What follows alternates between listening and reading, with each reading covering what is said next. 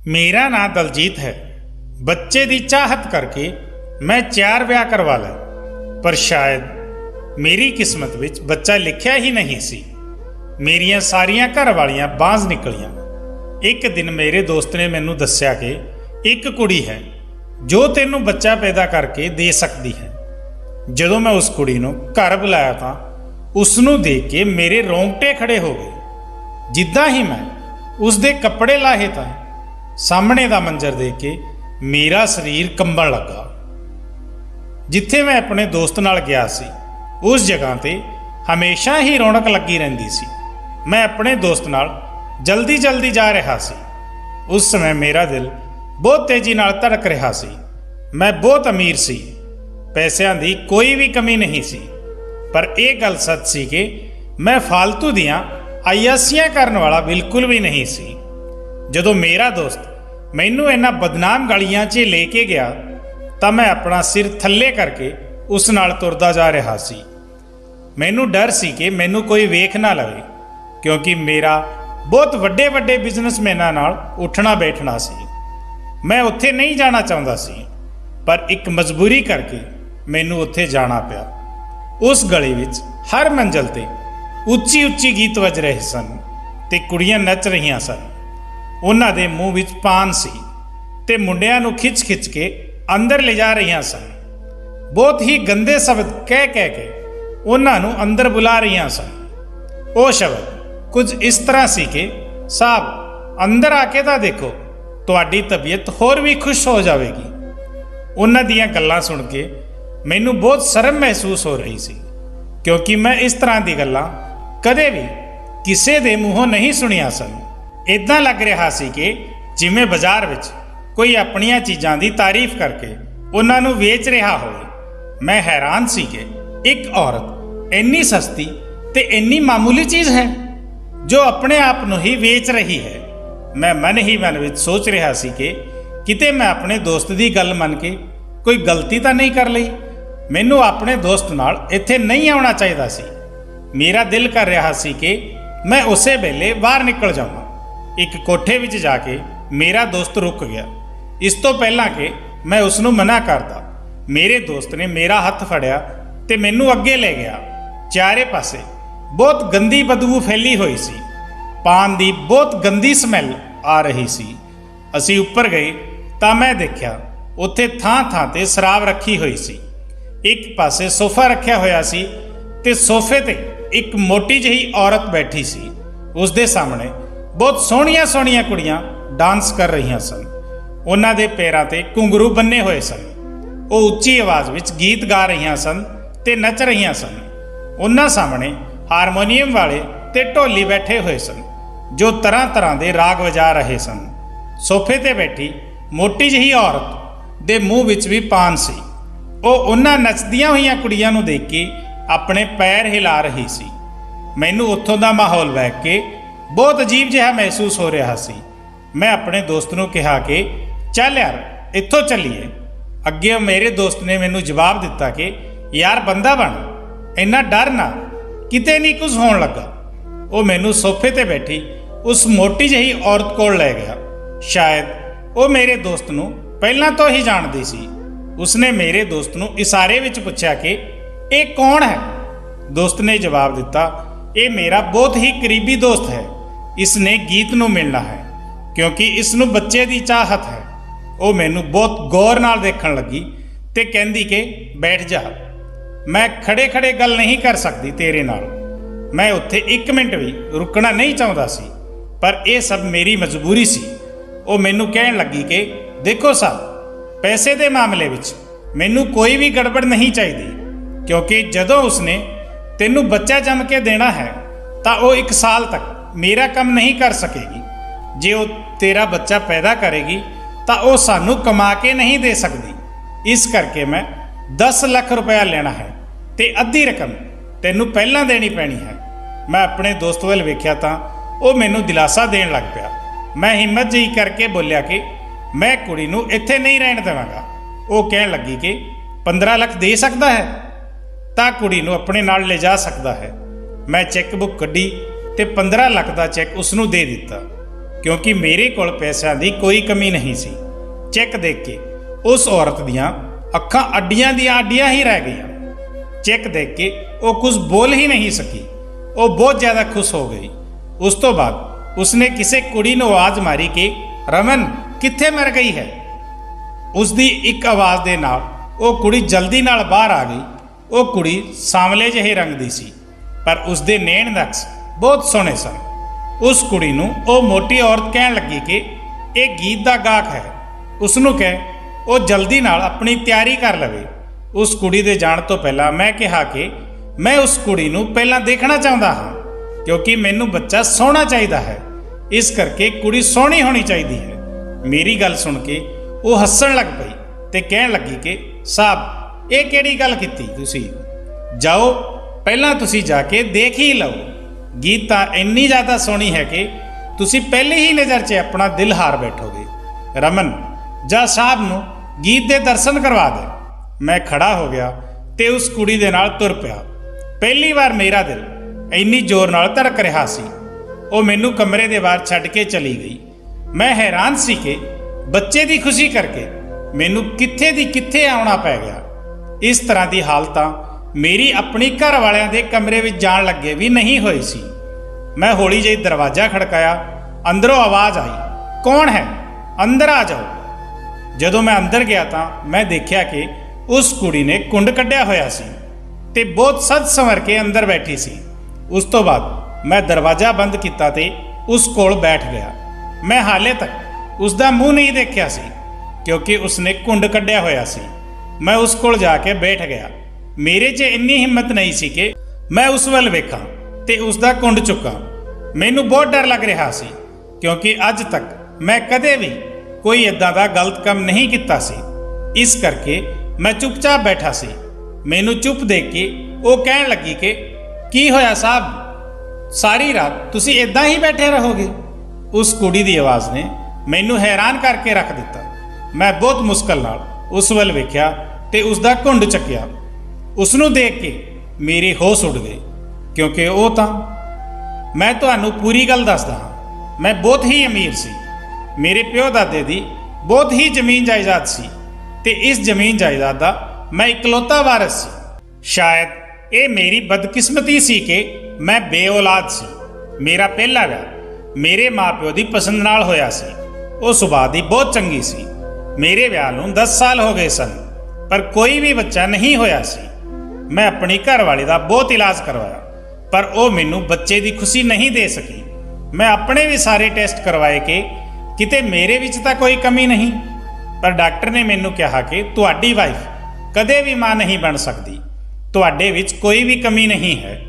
10 साल वेट करन तो बाद मैं अपनी वाइफ नाल गल कीती कि मैं दूजा विआह करवाउणा चाहुंदा हाँ, क्योंकि मैनू बच्चे की बहुत चाहत है। मेरी गल सुन के वो बहुत रोई, पर मेरी मजबूरी नूं वेखदे होए उसने मैनू दूजा विआह कराउण दी इजाज़त दे दित्ती।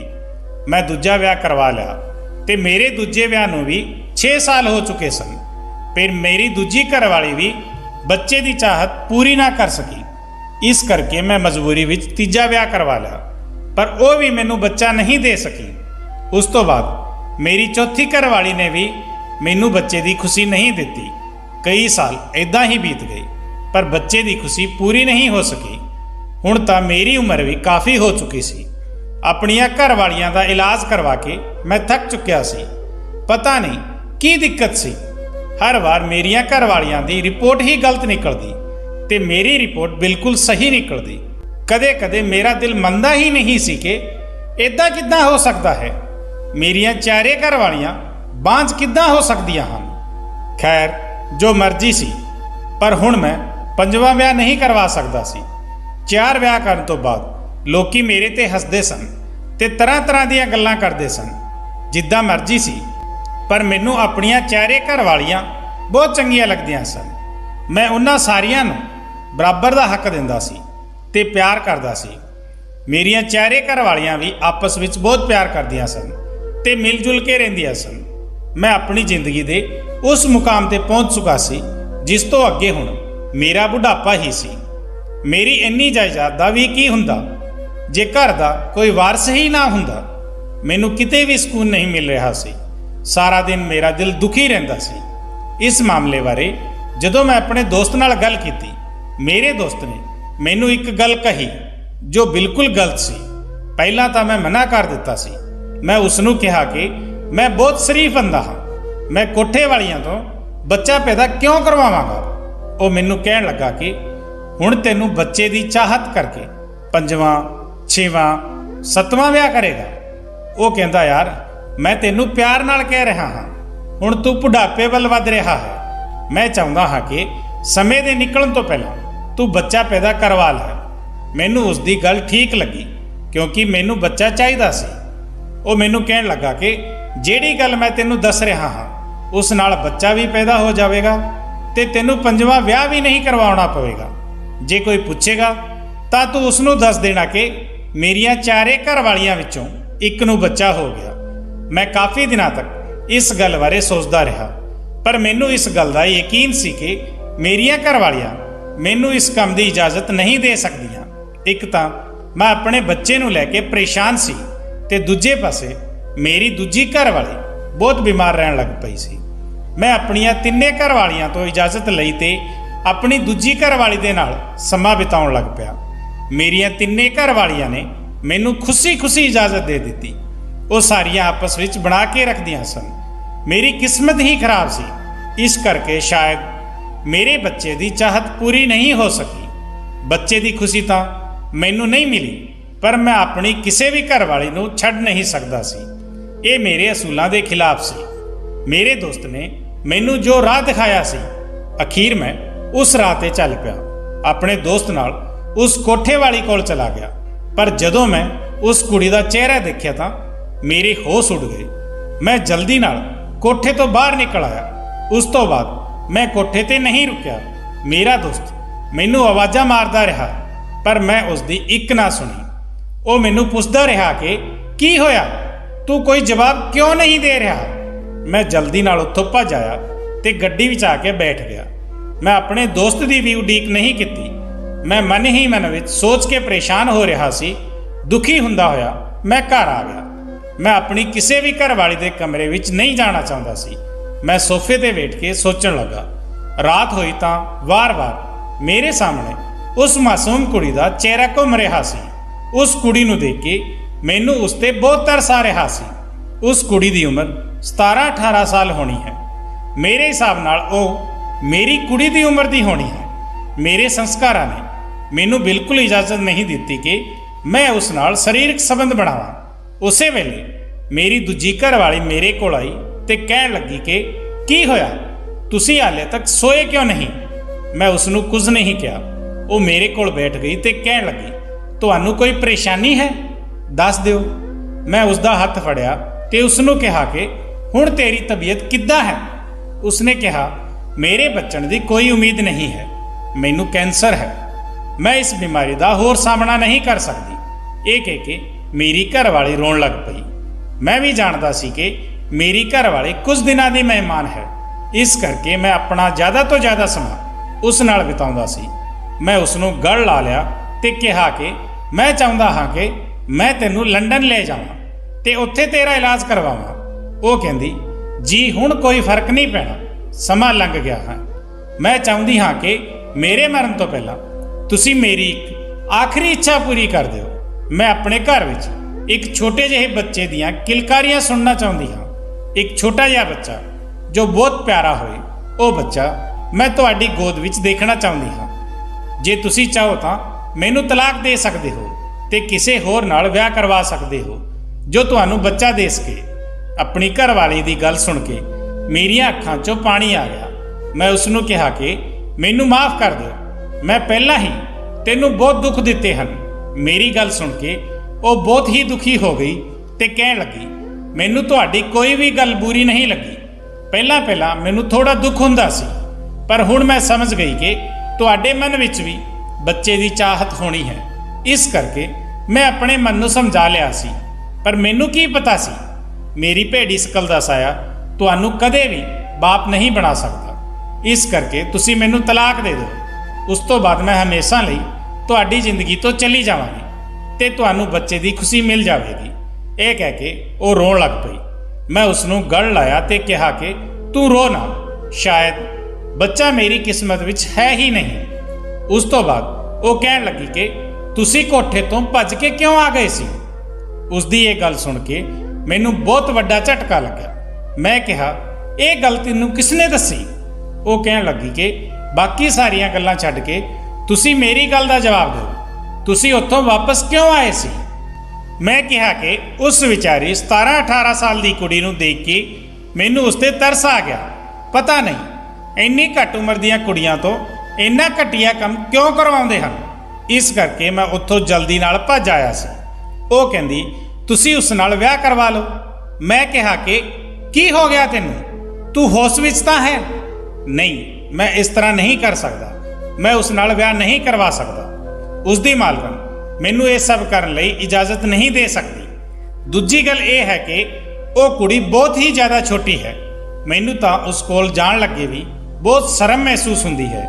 वो कहंदी कि हो सकता है तुसी उसनूं उस कोठे चों कढण लई कामयाब हो जाओ। की पता रब तुहानूं इस गल तो खुश हो के बच्चे की खुशी दे देवे। ओदी गल सुन के मैं चुप हो गया। किन्ने दिनां तक मैं इस सब बारे ही सोचदा रहा। जे मैं उस नाल विआह करवा लिया तां शायद वो बेचारी इस गंदगी तो छुटकारा पा सकती है। ये सोचते सोचते ही मैं उस कोठे ते दोबारा फिर पहुंच गया। मैं उस बेचारी नूं उस दलदल चों बाहर कढना चाहुंदा सी। इसलिए मैं 2 करोड़ का चेक उस मोटी औरत के हथ विच रख दिता। वो बहुत हैरानी नाल मेरे वाल देखण लगी ते कहण लगी कि इन्ने पैसे क्यों। मैं कहा कि मैं गीत नाल विआह कराउणा चाहुंदा हां। वो बहुत लालची सी, इस करके वो मन गई। उस नाल विआह कराउण तो बाद मैं उसनूं घर ले आया। वो मेरा घर देख रही सी ते मैनूं कहण लगी कि साहब तुहाडा घर तां बहुत वड्डा है, तुसीं तां बहुत ज़्यादा अमीर लगदे हो। मैं अपनी एक घरवाली नूं कहा कि गीत नूं उसदे कमरे विच छड्ड आ। मैं सोफे ते बैठ के सोचण लगा, पर अंदर जाण दी मेरी हिम्मत ही नहीं हो रही सी। मेरियां पहलियां 4 घरवालियां बहुत ही शरीफ सन, क्योंकि उन्हां दी जिंदगी विच आउण वाला मैं पहला इंसान सी। पर गीत दी जिंदगी विच पता नहीं किन्ने बंदे आए सन। जिहड़ी जगह तो वो आई सी वो जगह बहुत गंदगी नाल भरी हुई सी। इस करके उसनूं अपनी पत्नी के रूप में अपनाउणा मेरे लिए बहुत मुश्किल सी। पर एक बच्चे की खातर मैनू ये सब करना पिया। मैं हिम्मत जही करके अंदर चला गया। वो उस समय सुत्ती पई सी। मैं 4 कुड़ियां नाल विआह करवाया सी, पर गीत जिन्नी छोटी कोई भी नहीं सी। मैं उसनूं सौण दिता ते खुद भी सो गया। सवेरे मेरी अख खुली तां वो मेरे वाल बहुत हैरानी नाल देख रही सी। रात तो सवेर हो गई, मैं उसनूं हत्थ तक नहीं लाया सी। शायद इस करके वो बहुत हैरान सी। मैं उसनूं कहा कि तू रोटी खा ले, तू रात दा कुछ नहीं खाता।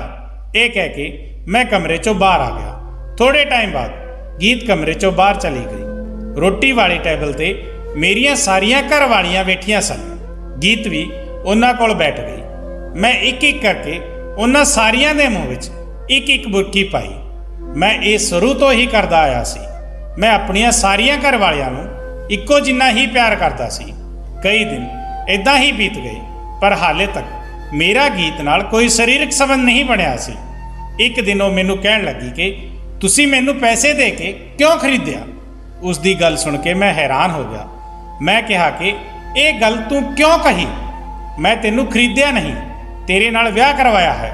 वो कहंदी कि मैं जानदी हाँ कि विआह तो पहला तुसीं 2 करोड़ का चेक कोठे वाली मालकन नूं फड़ाया सी। मैनू तो लगता सी कि तुसीं एक रात भी सबर नहीं करोगे, मेरे तो अपने दिते हुए पैसे वसूल करोगे, पर तुसीं तां। उसकी गल सुन के मैनू गुस्सा आउण लग पिया। मैं उसनूं कहा कि तू मेरी घर वाली है, कोई बाजारू औरत नहीं। अगे तो कदे भी ये गल ना कही।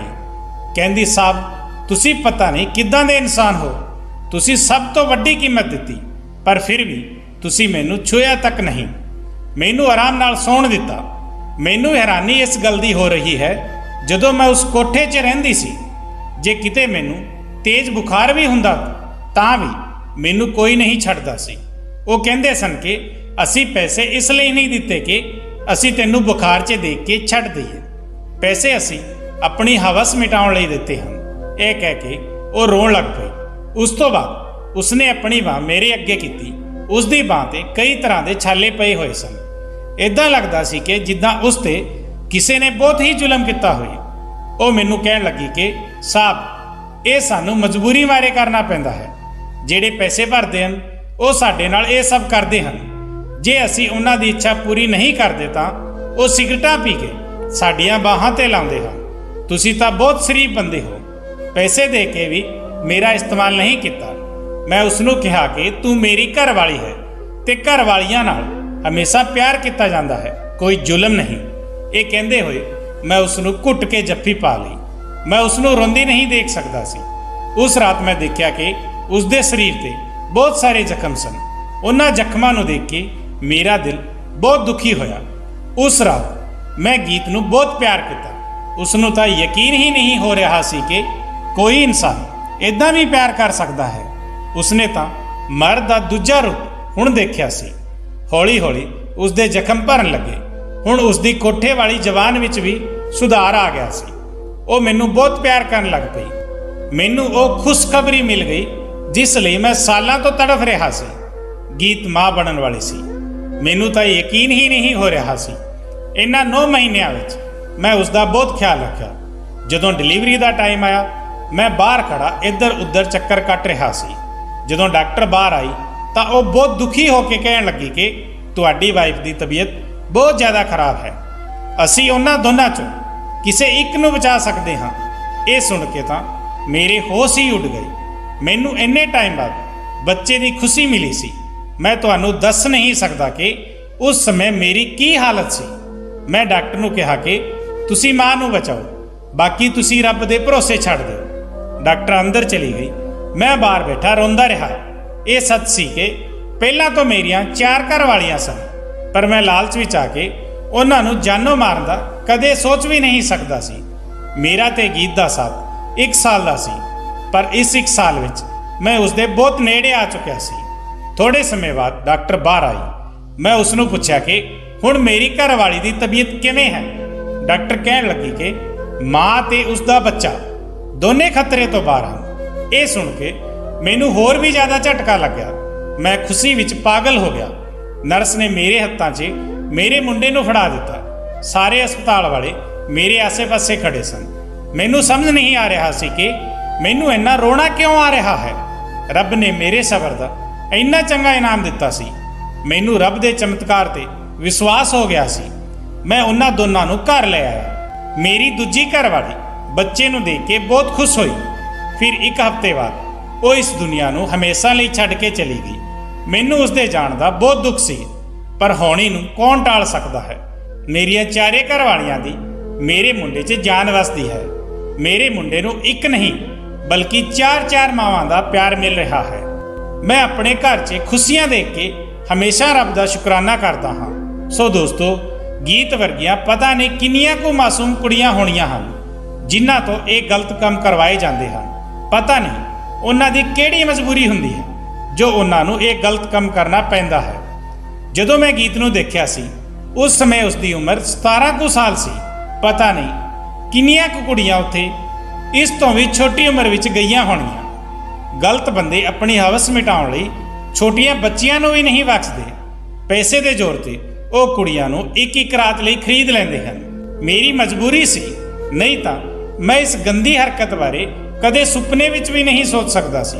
ਸਾਨੂੰ ਕਦੇ ਵੀ ਕਿਸੇ ਦੀ ਮਜਬੂਰੀ ਦਾ ਫਾਇਦਾ ਨਹੀਂ ਚੁੱਕਣਾ ਚਾਹੀਦਾ। ਬਿਨਾਂ ਵਜ੍ਹਾ ਕਿਸੇ ਨਾਲ ਧੱਕਾ ਨਹੀਂ ਕਰਨਾ ਚਾਹੀਦਾ। ਕਿਸੇ ਦੀ ਕੁੜੀ ਨਾਲ ਗਲਤ ਕਰਨ ਤੋਂ ਪਹਿਲਾਂ ਆਪਣੇ ਘਰ ਝਾਤੀ ਮਾਰੋ ਕਿ ਧੀ ਸਾਡੇ ਘਰ ਵੀ ਜੰਮੀ ਹੈ। ਦੂਜੀ ਗੱਲ, ਇਹ ਧੀਆਂ ਤਾਂ ਸਾਰਿਆਂ ਦੀਆਂ ਸਾਂਝੀਆਂ ਹੁੰਦੀਆਂ ਹਨ।